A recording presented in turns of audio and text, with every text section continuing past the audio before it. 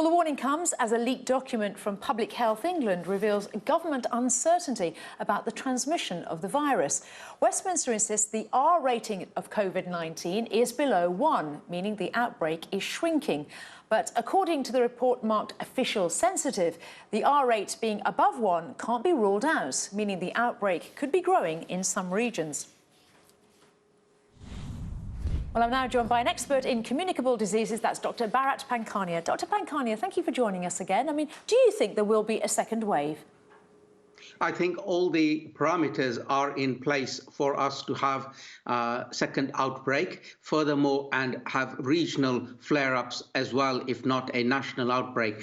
All the ingredients are in place, and therefore we are very concerned. Well, Dr. Pankhania, how do we stop it?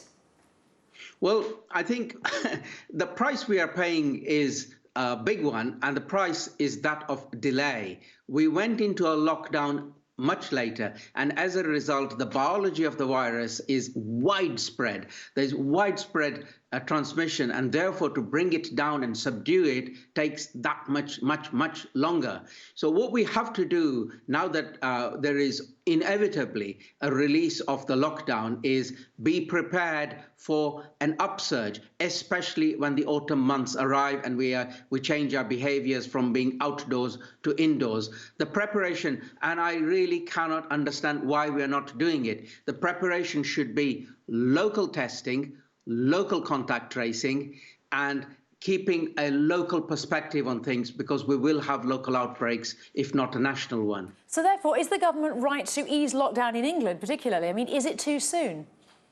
I feel it is too soon, and my reasons are that we have a background large number, admittedly it is going down, but we still have a large number of cases in the UK. It's not down to the hundreds, it's in the thousands.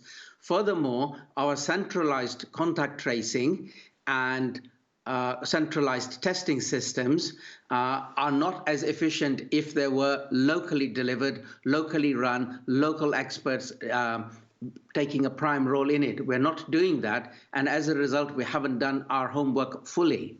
Do you think the public will really lock down again if the virus spikes again?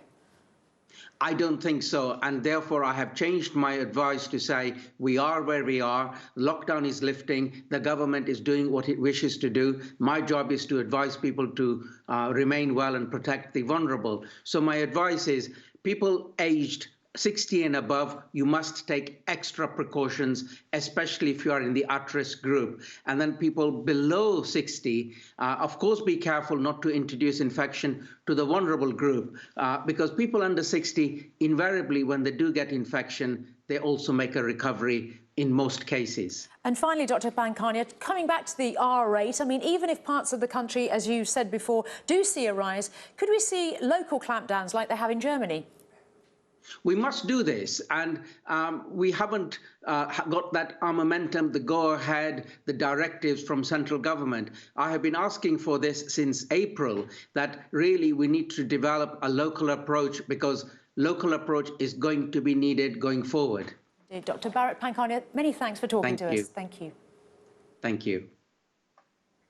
Well, meanwhile, the UK government is also